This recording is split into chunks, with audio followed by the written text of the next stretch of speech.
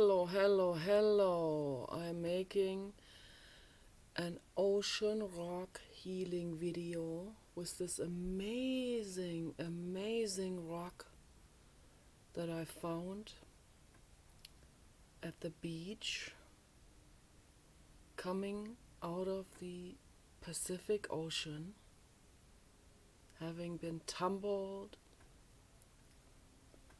for millions and millions of years. Looks like a tiger shark.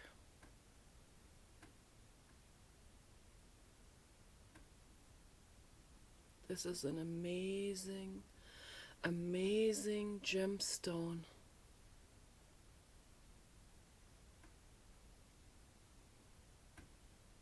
It has different minerals in it. It has iron in it here, the reddish spots, calcium, the white spots, and the blue is ocean jade, I believe.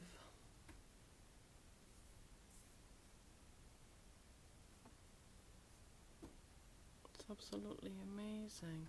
And then it has some, it has iron, and it has copper, has different minerals. This is a very, very hard rock and been tumbled, completely smooth, almost shiny, and it feels real smooth in the hand. Really amazing. Feels really good, really energizing and healing. So feels good to share that with other people. I recommend to people to go out into nature, along a riverbank or the beach, and look for a lovely rock. Just one. My husband, he is collecting way too many rocks. So I don't want people getting greedy with this, because nature, we don't want to take too much stuff from nature. We need to leave it nice. And for example, in LA, there are almost no more rocks or pebbles on the beaches. I guess people picked all of those.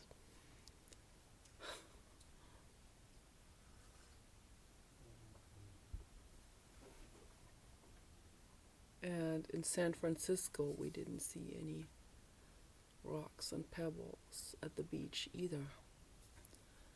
It's always when there's a very high density population of people, then they collect all the rocks and they don't leave anything behind for the other beings to enjoy, and that's very sad. So I recommend to people, when they go out in nature, pick one rock, or maybe not more than one rock per year. I don't know. But don't collect too many rocks. I've already collected too many. I'm guilty of it. I found so many amazing shaped rocks and textures. Incredible. I found a rock one time before we got the Papa dog. That was in January 2017. I found two rocks. One is there like about 4-5 times the size. Real smooth also. Found them out there in the dunes, and like just with a few feet from each other. One was more like this, I call that the globe rock. Quite roundish and look like continents on it. I have that at the other house, and I found another rock that is the pie rock. It is an iron rock, and that has like a copper dark red color, like a terracotta, but a little bit larger, and it has a pi, the Greek symbol of pi, Greek number symbol, which is two stripes like this, and then kind of like a ribbon on top. And pi stands for, I think, all the prime numbers or the irregular numbers. I don't know. I'm not a mathematician, so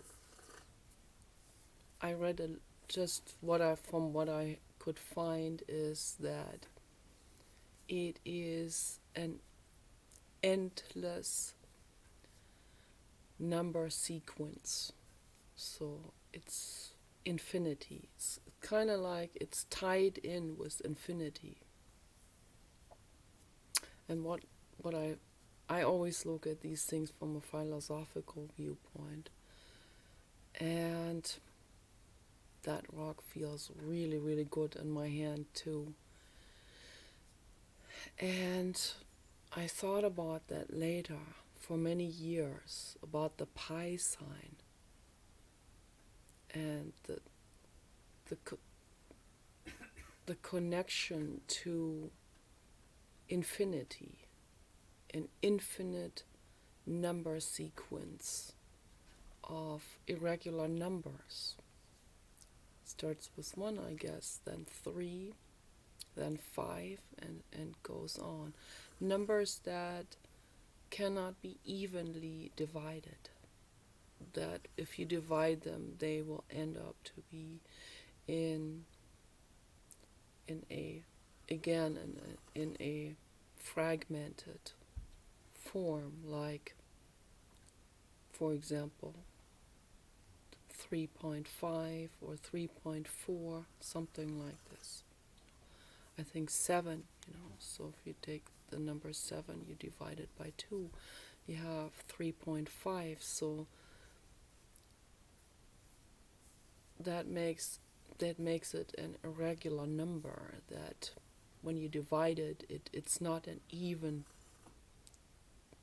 number that comes out of it, the division of it. So each part of the division is a fragmented number. It's not a smooth number like 2 or 3 or any number, 5 is a smooth number when it comes out of a division, like 10 divided by 2 is 5, so it's an even cut number. But if you divide 5, you come out with 2 parts, which are 2.5. So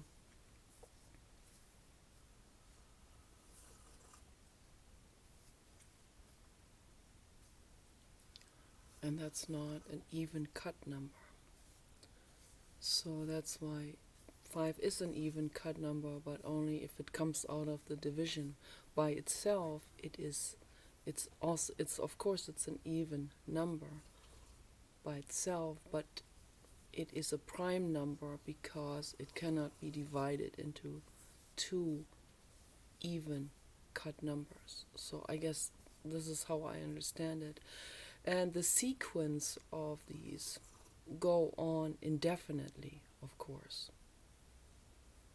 And so that's infinity.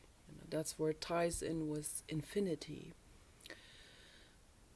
And I have both of them at the other house. I can't show them right now. They're amazing. And pi, the word pi or p in German, they pronounce it p, p-i, p in English.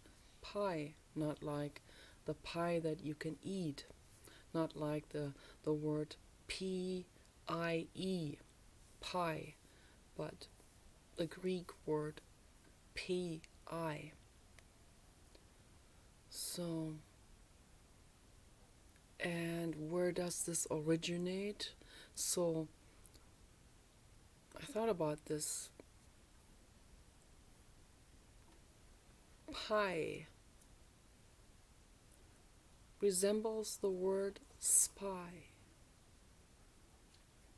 There are some German words too that have a word history and a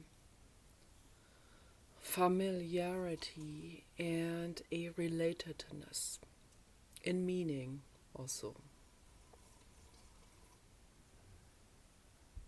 Peeking around the corner, looking.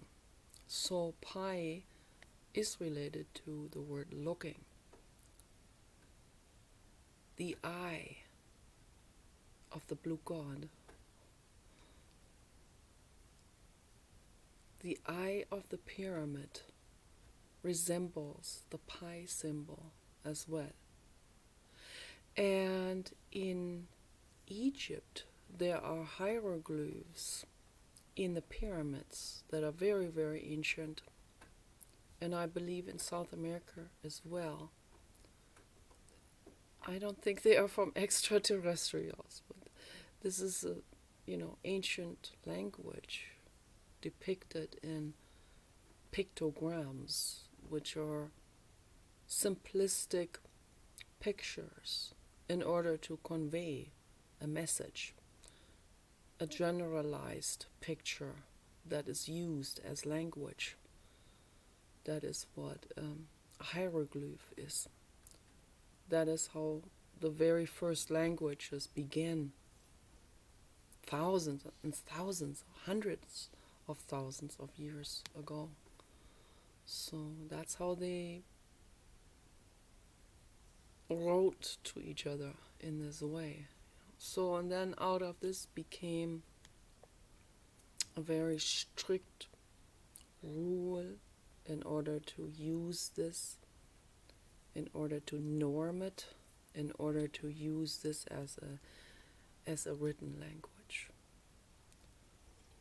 So, and looking, there is the number pi. There's the pi symbol. It has these two graphs and then it has this ribbon on top, which in the Egyptian hieroglyph languages is actually shaped like an eye, like an Egyptian Byzantine eye, with that dark makeup that they used for Cleopatra. And it's interesting how this always comes back to looking, to eye, to seeing. Infinity comes back to the blue god, the one who's looking. Is looking at us, the one who's consciously aware. So I think people intuitively knew that the infinite cosmos is infinite and that it is consciously aware. Not in a human sense, but in an awareness process.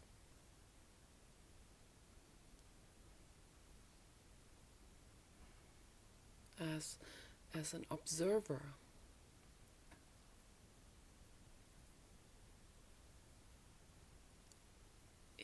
Into infinity. Okay, you guys take care. Bye bye.